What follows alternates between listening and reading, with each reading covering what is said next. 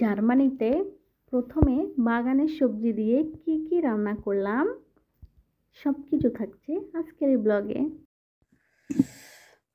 নমস্কার, কেমন আছেন সবাই? সকাল সকাল ঘুম থেকে উঠে পড়লাম আর দেখেন এটা হচ্ছে চিয়া সিড। এটা নাকি খেলে অনেক উপকার হয়, শরীরের স্বাস্থ্য ভালো থাকে, অসুখ টসুখ কম হয়, বিভিন্ন পুষ্টি উপাদান থাকে এটাতে। তাই জন্য রাতে ভিজিয়ে রাখলাম। এখন 1 চামচ মধু দিয়ে এটা খালি পেটে খাবো।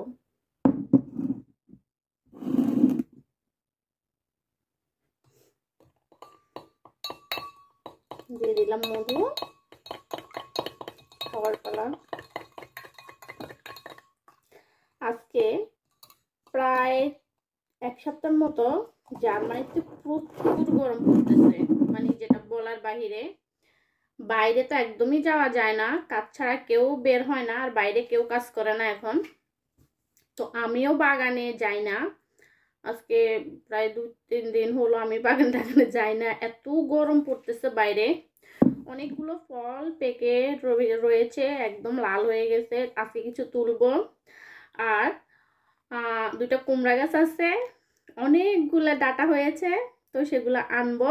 এবং এটা হচ্ছে চিংড়ি মাছ দিয়ে রান্না করবো আজকে। কুমড়োর ডাটা দিয়ে চিংড়ি মাছ রান্না। আমি আসলে ডাঁটা, মানে ডাঁটা টাইপের খাবারগুলো আমার খুব পছন্দ। কুমড়োর ডাঁটা, লাউর ডাঁটা, তারপর আরও আছে না বাংলাদেশে কত রকম ডাঁটা পাওয়া যায়। তো এখানে আসার পর আমি কোনো ডাঁটাই খেতে পারিনি, মানে একদম মানে ডাঁটা কুমড়ো গাছগুলোর দিকে তাকাইলে মনে হয় আমার জিভে জল চলে আসে। আমাকে নিয়ে হাসে যে পাগল হয়ে গেছে কুমড়ো ডাঁটা খাওয়ার জন্য, কয় যে মানুষ এগুলো খায় না, এগুলো কি খাওয়া, এগুলো কোনো খাওয়া? গরু ছাগলে খায়, আমি বলি আমার কাছে তো এগুলো ভালোই লাগে। তো আর কি, আজকে কুমড়ো ডাঁটা রান্না করব এবং রান্না করতে করতে আপনাদের সাথে গল্প করব। এই দেখেন চিয়া সিডটা,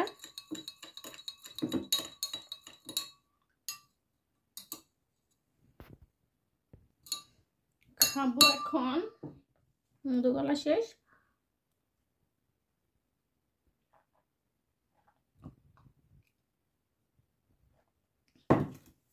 খারাপ না, খেতে ভালোই লাগে।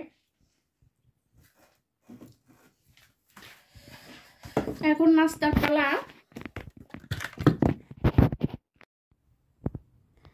এই যে আমার কুমড়া গাছ, 3টা কুমড়া গাছ। এই যে এটাতে কিন্তু কুমড়ো ধরতেছে, দেখেন কুমড়াগুলো কিন্তু বড় বড় কুমড়া।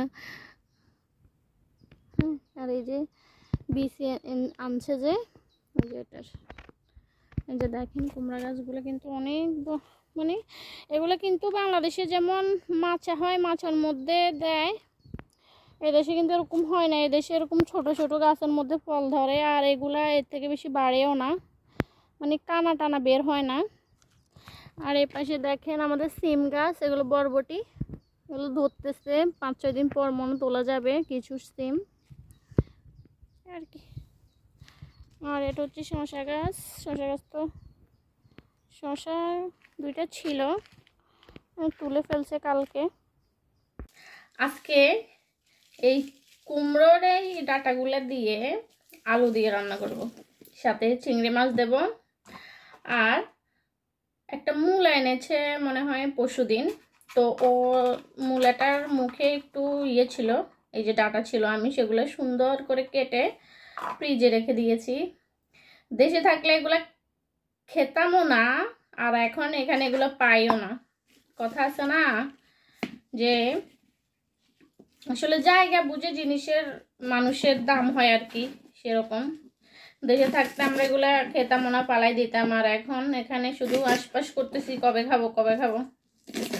বাগানে যখন কুমড়োর গাছটা হয়েছে, মানে পাতাগুলো যখন বের হয়েছে, আমি তো টেনশন যে আমি কবে খেতে পারবো, মানে খাওয়ার জন্য আমি উতলা হয়ে গেছি এসব ডাঁটা খাওয়ার জন্য। তো উনি আবার এগুলা খায় না, ওনার জন্য আবার আলাদা করে রান্না করতে হবে, এক জ্বালা। ওনার জন্য আলাদা, আমার জন্য আলাদা।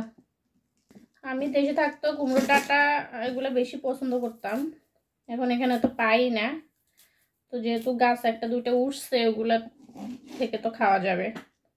আর আমি পাগল হয়ে গেছি, এগুলো আমি কবে খাবো কবে খাবো। আমাকে বলে যে গরু ছাগলের খাওয়া নাকি এগুলা। আমি বলছি ঠিক আছে, গরু ছাগলের খাওয়া হলে গরু ছাগলের খাওয়া, কিচ্ছু করার নেই, কিন্তু আমার এগুলা খেতে হবে, আমার ভালো লাগে খেতে।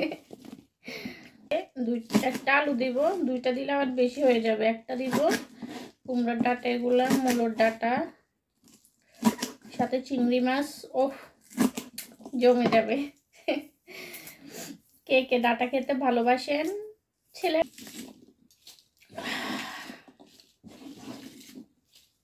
এই যে অনেকগুলো হয়েছে তো।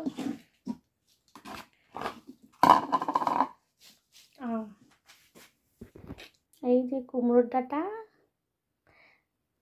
ডাঁটা, চিংড়ি মাছ একজনের খাওয়ার। এই যে আমার আলু কষানো শেষ, চিংড়ি মাছগুলো দিয়ে দিলাম, তারপর একটু নাড়াচাড়া করে আমি কুমড়োর ডাঁটাগুলো দিয়ে দেব। কালারটা কিন্তু অনেক সুন্দর হয়েছে না? এই যে কুমড়োর ডাঁটা দিয়ে দিলাম।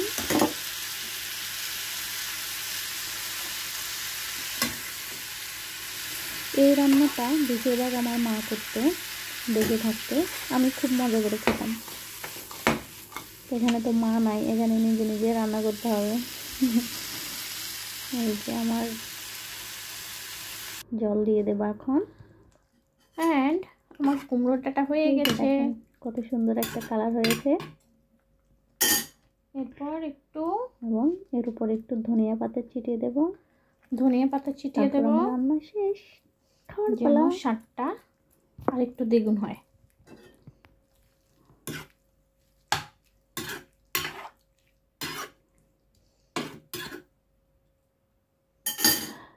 ধনিয়া পাতা দিলে কি হয়, তরকারিতে আলাদা একটা স্বাদ আসে। আর এই যে দুপুরের ভাত নিয়ে বসলাম, খুব খিদে পেয়েছে। আর ডাঁটাগুলো দেখে তো আরও বেশি খিদে পেয়েছে, দেখেন কিরকম জুসি হয়েছে। সাথে নিয়ে নিলাম কিছু গাজর এবং শসা।